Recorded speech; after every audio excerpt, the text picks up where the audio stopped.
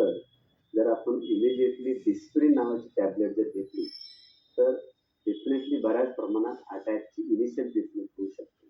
त्याच्यामुळे अटॅक आल्यानंतर आपल्याला हॉस्पिटलमध्ये पोहोचण्याच्या अगोदर डिस्प्रिन जर आपल्याकडे असेल तर ते घेणं फार महत्त्वाचं. त्याच्यामध्ये एक लक्षात असं घ्यायचं की डिस्प्रिन घेतलं म्हणजे अटॅक पूर्णपणे निघून गेल्यानं मला पुढच्या ट्रीटमेंटची गरज नाही असं नाहीये. तुम्ही डिस्प्रिन घेणे आणि लगोपाठ लगेच जवळच्या हॉस्पिटलमध्ये जाणे, त्यामुळे आपल्याला पुढची ट्रीटमेंट होऊ शकते. त्यामुळे आमच्या पडताळणीत काय सत्य समोर आलं पाहूया. हार्ट अटॅक आल्यावर डिस्प्रिन गोळी घ्यावी.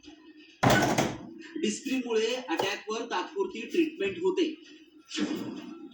डिस्प्रिनमुळे ब्लॉकेजेस काही प्रमाणात कमी होतात. डिस्प्रिन गोळी चावून खाल्ल्यास उपयुक्त ठरते. गोळी खाल्ल्यानंतर तातडीनं उपचार घेणं गरजेचं आहे.